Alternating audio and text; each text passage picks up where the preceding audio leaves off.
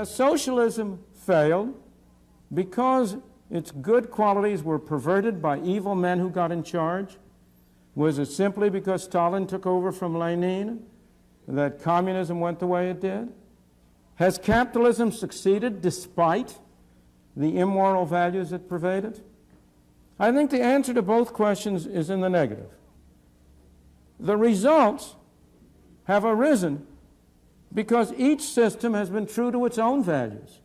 Or rather, a system doesn't have values, I don't mean that, has been true to the values it encourages, supports, and develops in the people who live under that system. What we're concerned with in discussing moral values here are those that have to do with the relations between people. It's important to distinguish between two sets of moral considerations. The morality that is relevant to each of us in our private life, how we each individually conduct ourselves, behave. And then what's relevant to systems of government and organization are the relations between people. And in judging relations between people, I do not believe that the fundamental value is to do good to others, whether they want you to or not. The fundamental value is not to do good to others as you see they're good. It's not to force them to do good.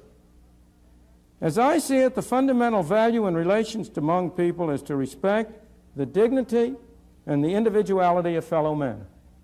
To treat your fellow man not as an object to be manipulated for your purpose, but to treat him as a person with his own values and his own rights, a person to be persuaded, not coerced, not forced, not bulldozed, not brainwashed. That seems to me to be a fundamental value in social relations.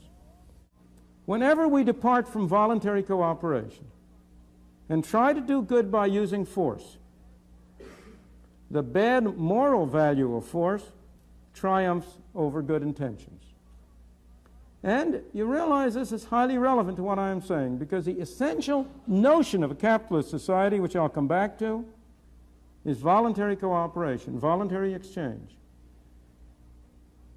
The essential notion of a socialist society is fundamentally force. If the government is the master, if society is to be run from the center, what are you doing? You ultimately have to order people what to do. What is your ultimate sanction? Go back a ways. Take it on a milder level. Whenever you try to do good with somebody else's money, you are committed to using force. How can you do good with somebody else's money unless you first take it away from them? The only way you can take it away from them is by the threat of force. You have a policeman, a tax collector, who comes and takes it from you. This is carried much farther if you really have a socialist society. If you have an organization from the center, if you have supposed government bureaucrats running things, that can only ultimately rest on force. But whenever you resort to force, even to try to do good, you must not question people's motives. Maybe they're evil sometime, but look at the results of what they do. Give them the benefit of the doubt. Assume their motives are good. You know, there's an old saying about the road to hell being paved with good intentions. You have to look at the outcome. And whenever you use force, the bad moral value of force triumphs over good intentions. The reason is not only that famous aphorism of Lord Acton. You all know it, you've all heard it. Absolute power corrupts. Power corrupts.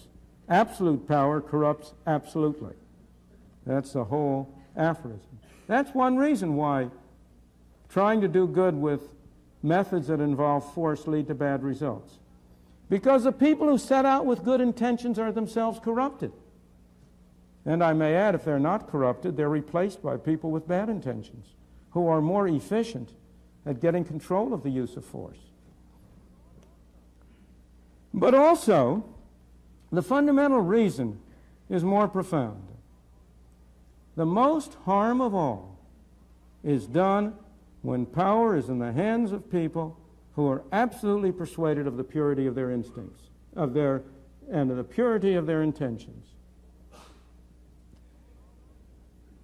Thoreau said that philanthropy is a much overrated virtue. Sincerity is also a much overrated virtue. Heaven preserve us from the sincere reformer who knows what's good for you and by heaven is going to make you do it whether you like it or not. That's when you get the greatest harm done. I have no reason to doubt that Lenin was a man whose intentions were good. Maybe they weren't. But he was completely persuaded that he was right, and he was willing to use any methods at all for the ultimate good. Again, it's interesting to contrast the experience of Hitler versus Mussolini. Mussolini was much less of a danger to human rights because he was a hypocrite. Because he didn't really believe what he was saying. He was just in there for the game. He started out as a socialist. He turned to a fascist. He was willing to be bribed by whoever would bribe him the most. As a result, there were at least some protections against his arbitrary rule. But Hitler was a sincere fanatic. He believed in what he was doing, and he did far greater harm.